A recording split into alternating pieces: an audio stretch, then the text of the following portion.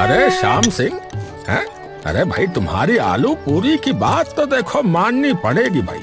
बच्चे से लेकर बड़े तक सब दीवाने हैं। हाँ। अरे रामू काका, बस बस, ये तो आप लोगों का प्रेम है सब, जिसकी वजह से मैं और निर्मला इतनी खुशी से रह पा रहे हैं।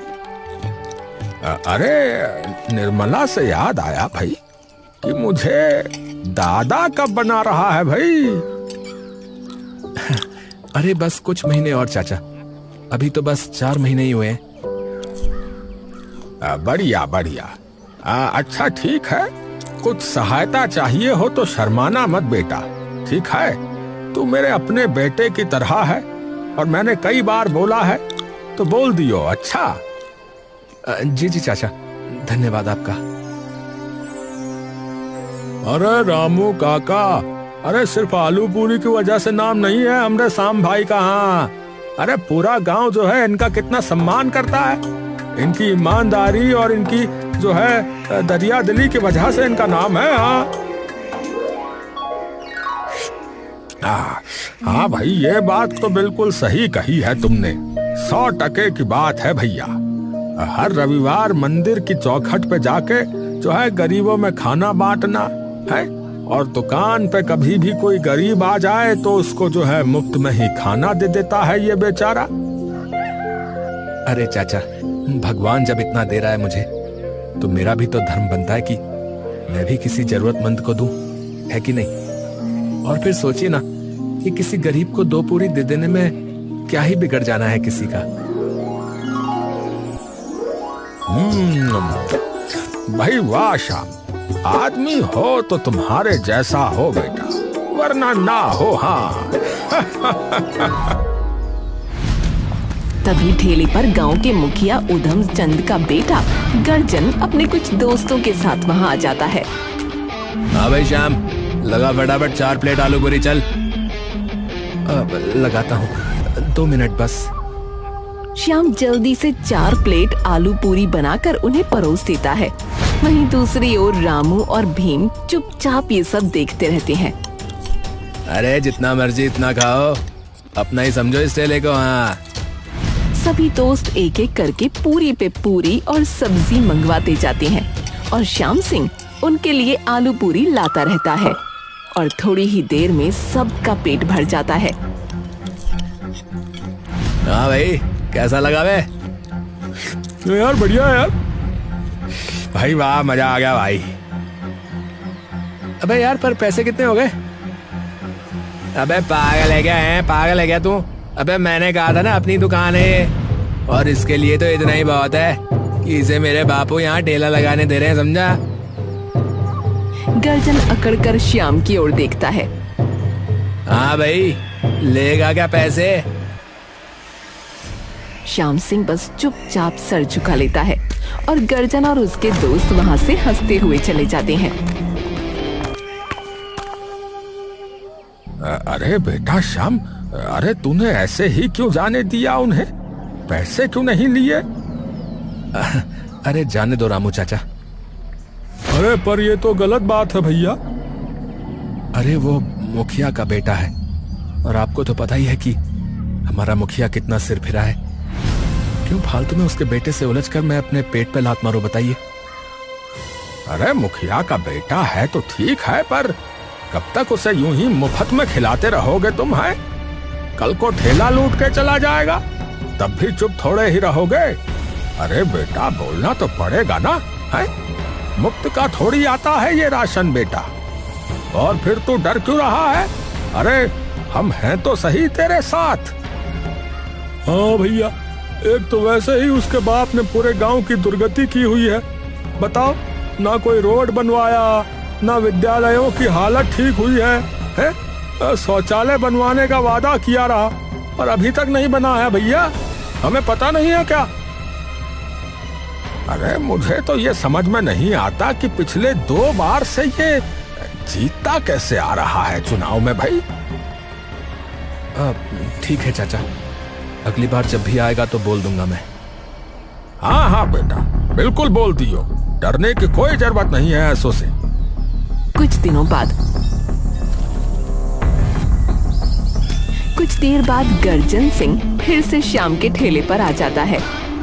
हाँ भाई, लगा एक प्लेट चल। श्याम धीरे से रामू की ओर देखता है। अभी लगाता हूँ। श्याम एक प्लेट में आलू पूरी रखकर गर्जन को दे देता है। गर्जन आलू पूरी खाकर जाने ही लगता है कि तभी श्याम उसके सामने आकर खड़ा हो जाता है। हाँ, क्या है? पैसे तो इसके जो खाया है। गर्जन की आंखों में एकदम से गुस्से का भाव आ जाता है। अबे ओए, अबे मुझसे पैसे मांगेगा? अबे भूल गया कि मेरा बाप कौन है? अबे वो चाहे जो भी हो, मुफ्त में थोड़ी खिलाता रहूंगा। मैं भी तो कमाने के लिए यहाँ पर खड़ा हूँ ना। गर्जन तभी श्याम का गिरेबान पकड़ लेता है। अबे ओए, अबे बापू को पता लग गया ना, फिर सोच लेना कि क्या होगा तेरे साथ है। तभी रामू वहाँ आ जाता है। अरे क्या करेगा वरना वो है? अरे अपने हक के पैसे मांग रहा है ये, छोड़ इसका गिरेबान। अबे तू कौन है बे बुड्ढे? ठेले पर खड़े सभी लोग गर्जन की ओर बढ़ने लगते हैं। अबे तुम लोग जानते नहीं हो मुझे। हाँ, मेरे बापू को पता चला ना तो तुम सबकी खटिया खड़ी कर देंगे, बता रहा हूँ। अरे उसका गिरेबान छोड़ो, हमने कहा भैया तुमसे।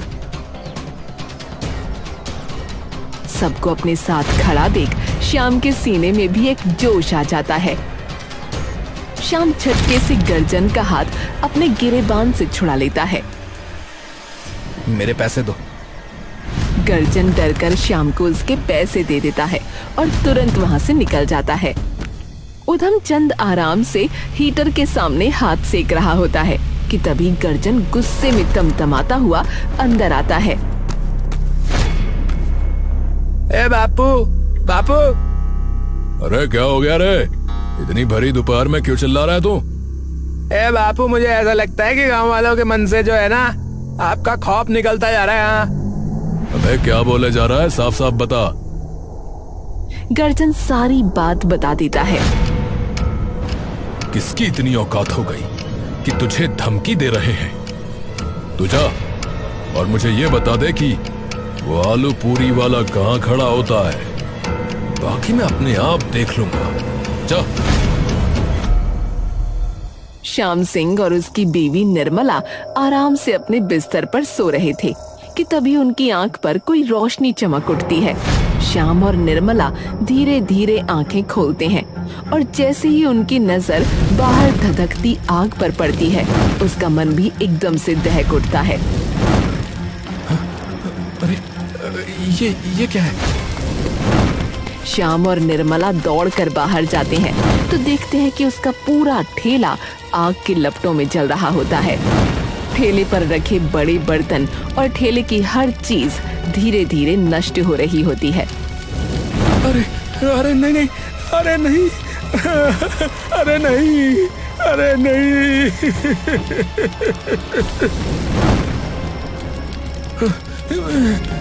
पानी, पानी। ये किसने किया? श्याम पानी की बाल्टी डालता है। तभी निर्मला को अपने घर की खिड़की पर एक कागज रखा दिखता है। ये क्या है? क्या हुआ? निर्मला जाकर वो कागज उठा लेती है। बाहर वाली खिड़की पर कोई ये रख कर गया था। क्या लिखा है इसमें? पढ़ना। अब की बार ठेला चलाया है, अगली बार से अगर तूने कुछ कहा मेरे बेटे को तो तेरा पूरा घर राख कर दूंगा। हे भगवान, मैं तो बर्बाद हो गया। अब क्या होगा? अब क्या होगा? हिम्मत मत हारो आप। सुबह रामू चाचा के पास जाना, वो कुछ ना कुछ जरूर करेंगे। शाम दिन चढ़ते ही रामू के घर पहुंचता है। चाचा, रामू चाचा। रामू दौड़ता हुआ बाहर निकल कर आता है। अरे श्याम बेटा, क्या हो गया? रो क्यों रहे हो? क्या हुआ? अरे बेटा बताओ तो सही, क्या हुआ है? श्याम रामू को सारी बात बताकर वो कागज दिखाता है। अरे सत्यानाश हो उस मुखिया का, या मर ही जाए तो बढ़िया हो। है? हमारे गांव की छाती पर रखा पत्थर है एकदम। चाचा, चाचा अब क्या होगा चाचा? अरे चल तू मेरे साथ, हम सब देखते हैं कि क्या हिसाब है उसका। हाँ। रामू श्याम के साथ कुछ और गांव वालों को लेकर सीधा मुखिया के घर के सामने पहुंच जाता है। ए मुखिया, बाहर आ। मुखिया। मुखिया जी, बाहर हल्ला मचाया हुआ उस आलूपुरी वाले ने, और ऊपर से अपने साथ 4-5 लोग और लेकर आया। अरे तो मेरा मुंह क्या देख रहा है? सूद दे सालों को, जाके जा। सभी लोग मुखिया के घर के बाहर खड़े होकर जोर जोर से नारे लगाने लगते हैं कि तभी हरिया और उसके साथ सारे गुंडे वहां आ जाते हैं। हमें तुमसे नहीं, मुखिया जी से बात करनी है। अरे अभी मिलवाते हैं बेटा तुझे मुखिया जी से, रुक जा। हरिया और सभी गुंडे आकर वहां खड़े सभी लोगों पर डंडे की बरसात करते हैं और एक एक करके सभी लोगों को वहां से भगा देते हैं। जानवर कहीं का। निर्मला बेटी, तू कोई चिंता मत कर। अब क्या होगा चाचा, अब क्या होगा? बेटा जब तक उसके पास मुखिया की कुर्सी है ना, तब तक वो यूं ही मनमानी करता रहेगा। खुला सांड हुआ पड़ा है वो कमीना। तो अरे तो क्या, वो डरेगा तभी जब उससे उसकी कुर्सी छिने। हाँ, पर पिछले 2 बार से कोई आसपास भी नहीं आया उसके। अरे क्योंकि कोई भी अच्छा उम्मीदवार था ही नहीं। तो अब की बार किसे खड़ा करेंगे? अरे तुझे और किसे? श्याम रामू को चौंक कर देखता है। अरे क्या बोलते हो चाचा? अरे क्यों, क्या गलत बोला है मैंने? अरे चाचा, मुझे देखिए, मुझे कोई क्यों वोट डालेगा? अरे बेटा मेरी बात सुन, गांव में अगर सबसे ज्यादा सम्मान किसी का है तो वो तेरा है बेटा। जवान से लेके बूढ़े तक तेरे ठेले पे आता था, सिर्फ इसलिए नहीं क्योंकि तू आलू पूरी अच्छी बनाता था, बल्कि इसलिए क्योंकि वो तेरा सम्मान करते हैं बेटा, दिल से। और तुझे भी पता ही है कि जब से ये उधमचंद मुखिया बना है तब से इस गांव की क्या दुर्गति हो गई है। एकदम पिछड़ गया है पूरा गांव। हाँ, पूरा भारत कहाँ निकल गया और ये वहीं का वहीं पड़ा है ये गांव। हाँ चाचा, हाल तो अपने गांव का बुरा है ही। एक सुविधा तक नहीं आई अभी तक। हाँ तो सोच कि अगर तू बन गया तो कम से कम गांव की समस्याओं का तो समाधान होगा कि नहीं? चाचा, बस एक ठेले पे तो उस मुखिया ने इतना बवाल मचा दिया, जो चुनाव में खड़ा हो गया तो पता नहीं क्या ही करेगा। अरे तू एक बार आगे आके तो देख, फिर देख कैसे पूरा गांव तेरे पीछे आके खड़ा हो जाता है। हाँ, अरे कुछ नहीं कर पाएगा वो। हाँ, लोगों की ताकत तेरे साथ है बेटा, और जीतेगा तो तू ही, क्योंकि पूरा गांव उससे तंग है, समझा? सही कह रहे हो चाचा। और आप खुद बताओ, आप क्या चाहते हो कि आपका बेटा या बेटी ऐसे गांव में जन्म ले जहां उधमचंद जैसे भ्रष्ट लोग रहते हो? श्याम कुछ देर तक रामू और निर्मला को देखता रहता है। और चाचा, पैसा भी तो लगता है चुनाव में, पैसा कहां से आएगा इतना? अरे उसकी चिंता तू मत कर, वो हम अपने आप कर लेंगे। तू बस अब हाँ बोल। हाँ तो ठीक है चाचा, अगर यही एक हल है तो यही सही। अरे भ्रष्ट लोगों का गांव में क्या काम है? हमारा मुखिया तो श्याम है। हमारा मुखिया श्याम है, हमारा मुखिया श्याम है, हमारा मुखिया श्याम है, हमारा मुखिया श्याम है, हमारा मुखिया श्याम है, हमारा मुखिया श्याम है, हमारा मुखिया श्याम है, हमारा मुखिया श्याम है। गांव वालों की आवाज सुनकर मुखिया उधमचंद बाहर आ जाता है और देखता है कि अब की बार चुनाव में श्याम भी खड़ा हो चुका है। मुखिया एक मुस्कान के साथ श्याम की तरफ देखता है और वापस अंदर चला जाता है। उधमचंद जैसे ही अंदर जाता है, आराम से बैठकर अखबार पढ़ने लगता है। तभी उसका बेटा गर्जन भी वहाँ जाता है। ए बापू, वो 2 कौड़ी का श्याम चुनाव में खड़ा हो रहा है, देखा आपने? देखा। अरे तो कुछ करो तो सही। अरे चिंता मत कर रहे, कुछ नहीं होगा। इस जैसे पहले भी मेरे खिलाफ खड़े हुए हैं, पर पिछले 2 बार से हम ही जीत रहे हैं ना। बोल। अरे पर अब उसकी खूब इज्जत है गांव में। ये सियासत है बेटा, सियासत। इसमें महानता से कुछ नहीं होता। अरे दिमाग चाहिए होता है, दिमाग। मैं कह रहा हूं ना कि तेरा बाप ही जीतेगा, है तो चिंता मत कर। गांव का मैदान खचाखच भरा है। सभी लोग शाम को देखने के लिए वहां खड़े होते हैं और जैसे ही श्याम मंच पर चढ़ता है तो मानो पूरा मैदान तालियों की गड़गड़ाहट से कांप उठता है। मेरे भागनपुर के भाइयों और बहनों, मुझे शायद आप लोगों को बताने की आवश्यकता नहीं है मेरे बारे में। आपका अपना आलू पूरी वाला श्याम सिंह। ठेला तो अब नहीं है, पर हाँ, कभी मन करे तो आ जाना, बनाकर अवश्य खिला सकता हूं। भाइयों, पिछले 8 से 10 वर्ष से जो इस गांव के अंदर हो रहा है उसे हम सब देख ही रहे हैं। सड़कों की समस्या, शिक्षा की समस्या, स्वच्छता की समस्या और भी ना जाने कितनी समस्याएं जिसे हम सब लोगों ने झेला है पिछले कई सालों से। तो मेरा आपसे वादा है कि अगर ये चुनाव में जीत गया तो इस गांव का विकास अवश्य होगा। ये गांव, इसकी सड़कें, इसकी मिट्टी मेरा घर है। ये गांव मेरी जन्मभूमि है, मेरी कर्म भूमि है और आप लोग मेरा परिवार हैं। और परिवार का सदस्य होने के नाते मैं आपसे प्रार्थना करता हूं कि कृपया अपने इस परिवार के सदस्य को अपना सहयोग दें, ताकि हम अपने इस घर को एक ऐसी ऊंचाई पर ले जाएं कि हमारी आने वाली पीढ़ियां भी हम पर गर्व करें।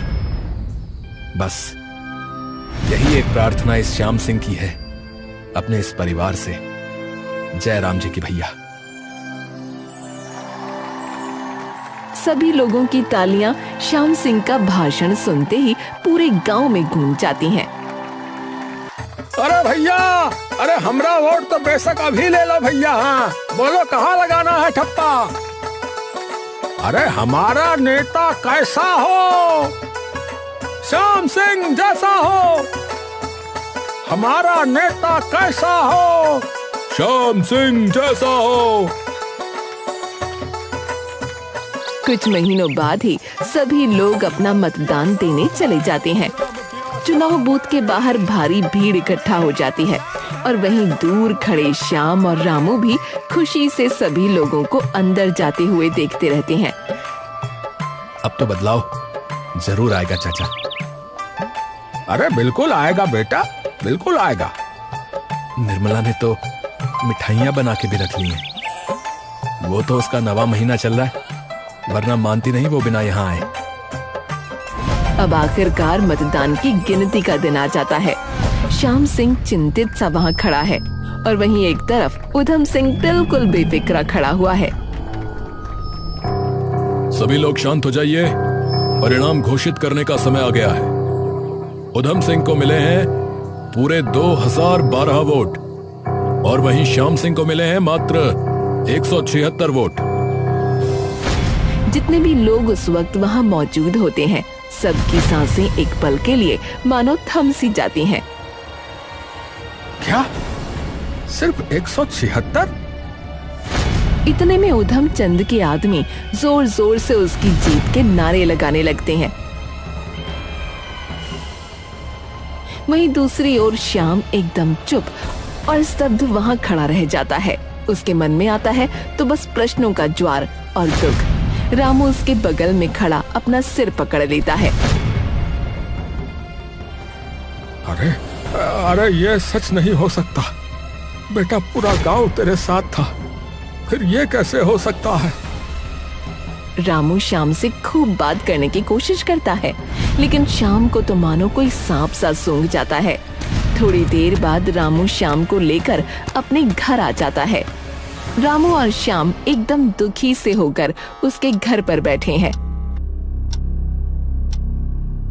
चाचा, मुझे तो कुछ समझ में नहीं आ रहा है। अरे बेटा, समझ तो मुझे भी नहीं आ रहा है। आखिरी दिन तक पूरा गांव साथ लगा हुआ था, फिर क्या हुआ? तभी भीम वहां आ जाता है। अरे हमका पता है रामू काका कि क्या हुआ था, हमका पता है। अरे भीम, अरे तू यहाँ क्या कर रहा है रे? काका मुझसे बहुत बड़ी गलती हो गई है। मैं तो श्याम भाई और आपसे आग भी नहीं मिला सकता। श्याम उठकर उसके पास जाता है। अरे पर हुआ क्या है भीम भाई, बताओ तो सही। अरे आप हारे हो श्याम भाई, मेरे जैसे बिकाऊ लोगों की वजह से, श्याम भाई। ये सुनते ही रामू और श्याम चौंक जाते हैं। अरे भीम भाई, ये क्या कह रहे हो आप? सच कह रहा हूं भैया। चुनाव से पिछली रात उधमचंद के आदमी आए थे। उन्होंने मुझे 10,000 रुपए दिए और बोला कि जो है वोट उधम सिंह को ही देना है। मेरे बेटे की स्कूल फीस भरनी थी तो मन में लालच आ गया भैया, और मुझे लगा कि सिर्फ कुछ लोगों के वोट से क्या ही हो जाएगा, तो मैंने उसे वोट दे दिया भैया। पर मुझे तब पता चला जब वो जीत गया कि उसने सिर्फ मुझे नहीं बल्कि गांव के हर इंसान को जैसे हो सकता है वैसे, मतलब पैसा, शराब, यहाँ तक कि मारने की धमकी भी दी है भैया। ये सुनते ही श्याम और रामू दंग रह जाते हैं। मुझे माफ कर देना श्याम भाई। मेरे जैसे लोगों की वजह से इसके जैसे कमीने टाइप के लोग जीत जाते हैं हर बार। अरे भैया ठीक है माना, पर इतने लोग कैसे खरीद लिए उसने? मुझे भी कुछ तो गड़बड़ लग रही है। शाम तू घर जा, मैं और भीम पता करके आते हैं कि माजरा क्या है। मैं भी आता हूं ना चाचा। अरे नहीं, तेरा आना ठीक नहीं है, तू घर जा। निर्मला चिंता कर रही होगी। ठीक है चाचा।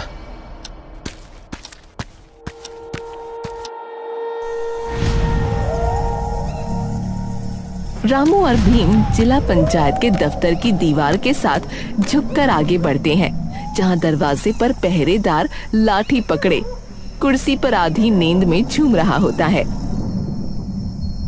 अरे भीम सुन, सीधा सामने से नहीं जा सकते हैं, उसका ध्यान बटाना होगा, समझे? रामू जमीन से एक पत्थर उठाता है और दूर अंधेरी गली की तरफ जोर से फेंक देता है। ठक। कौन है वहाँ? कौन है? अरे भाई कौन है वहाँ? वो आवाज की तरफ चल पड़ता है। दोनों दबे पैर जिला परिषद के दफ्तर के सामने आकर खड़े हो जाते हैं। दरवाजे पर पुराना ताला लटका होता है। भीम एक पत्थर उठाकर उस ताले को तोड़ देता है और सीधा रामू के साथ अंदर घुस जाता है। अंदर होता है तो सिर्फ अंधेरा। रामू तभी अपनी जेब से टॉर्च निकालकर जलाता है और इधर उधर देखने लगता है।